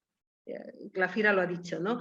Eso solamente se da con un seguimiento auténtico a Cristo, ¿no? Que cambia, que nos permite hacer verdad en la vida. Hasta no topar con esa autenticidad es difícil seguir a Jesús. Seguimos ideas, seguimos caminos, pero no logramos tocar fondo, ¿no? Cuando se da ese encuentro vital, existencial, ahí surge la propuesta de cambio, ¿no? Ese trabajo, tal vez, Glafira, con los problemas sociales, esa conexión que tal vez tú lo estés viviendo más de cerca, ¿no?, con la realidad. Tal vez ahí sería interesante, más que empezar por complejidad, habría que empezar abriendo por sensibilidad espiritual, ¿no? Conexión a fondo con la vida, con los textos, ¿no? No sé si Eduardo quieres completar o Miguel con esto. No, una sugerencia. En esa línea me llama la atención, no se ha prestado suficiente atención a un libro de Albert Schweitzer, perdón, el Jesús histórico, después el médico que estuvo tiene un libro, Pauline Mysticism. Está en inglés, no está en castellano, que yo sepa, es una joya. Lo escribe un médico con esa sensibilidad, y desde esa sensibilidad profundamente cristiana escribe ese libro, que no es de biblioteca, lo escribió estando en África en el hospital. Pauline Mysticism de Albert Schweitzer. Gracias. Muchas gracias. Miguel, ¿alguna palabra más?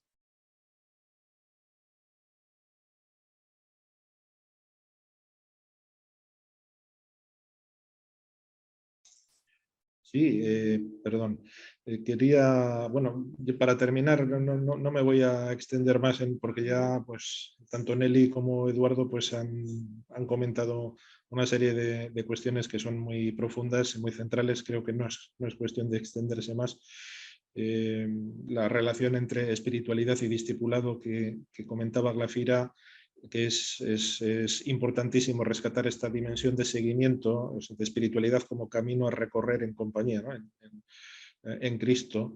Y bueno, pues y quizá pues bueno, mencionar pues que la aplicación o la opción por utilizar esa perspectiva de género como herramienta de análisis y como forma, decía Nelly, de apalabrar la realidad, ¿no? Pues es una forma también de, o puede ser incluida como una forma de seguimiento de Jesús en una praxis, que es la praxis de la investigación, ¿no? Decía Santa Teresa de Jesús, pues que bueno, que Dios está hasta en los pucheros, pues seguramente que también está Dios en las praxis investigativas, ¿no? Si se viven vocacionalmente y como forma de la misión a la que somos empujados, ¿no? Que somos lanzados y que nos impulsa, ¿no? Pues nada más, yo nada más, agradecerte, Edwin, una vez más, a ti y bueno, pues a la Universidad Ruiz de Montoya por la invitación y a Eduardo pues por su participación y por todas lo que nos ha compartido, que bueno, pues que es profundísimo y de lo que nos hemos enriquecido todos. Agradecerles a todos los que han estado presentes también por sus aportaciones y este diálogo tan bonito que ha habido y bueno, pues no se me ocurre nada más. Muchísimas gracias. Muy bien, gracias. Muchas gracias a los panelistas, primero a Marianely Vázquez Pérez como autora de esta obra que dará mucho que hablar, estoy seguro de ello, al padre Eduardo Arens, que nos ha honrado con su presencia, y a Miguel Ramón Biguri Axpe por este trabajo sustancioso, ¿no? Y sesudo de trabajar teológicamente, que es lo que nos corresponde hacer a los que estamos en este camino de la Iglesia y con la libertad de aportar al mismo magisterio de la Iglesia, ¿verdad? ¿No? Creo que esos son los aires nuevos que respiramos, esa libertad para construir juntos el proyecto de Jesús, actualizando el mismo concepto de libertad, que es un concepto dinámico, ¿no? La libertad de Pablo probablemente no sea exactamente nuestra libertad hoy. Pero bueno, con todo eso vemos que es un tema muy rico que da para mucho y seguramente nos convocará para un evento futuro. Mientras tanto, muchas gracias a todos y todas. Una buena noche. Gracias a los panelistas y a los y las participantes. Gracias. Buenas noches. Gracias a ti, Edwin. Gracias, Marianely. Quedamos a vernos, estamos a 15 minutos. Eso, para los que estamos en Lima podemos tomarnos un café todavía nos da tiempo. Y para los que no estamos, pues a lo mejor nos escribimos para hacernos llegar el texto. Yo tengo el libro, por si alguien quiere tenerlo, y si no, el texto en PDF. Eduardo dice eso. Tal vez si pones tu correo en el chat, Marianely. Sí. ¿Por qué no pones tu correo en el chat? Sí, por si hay eso. Algunos ya nos seguimos por LinkedIn, ¿verdad? Pero vamos a ver. Escribe tu correo ahí, con eso cerramos. Sí. Ya no va más. Ahí está, muy bien, excelente. Bueno, mil gracias, buenas noches.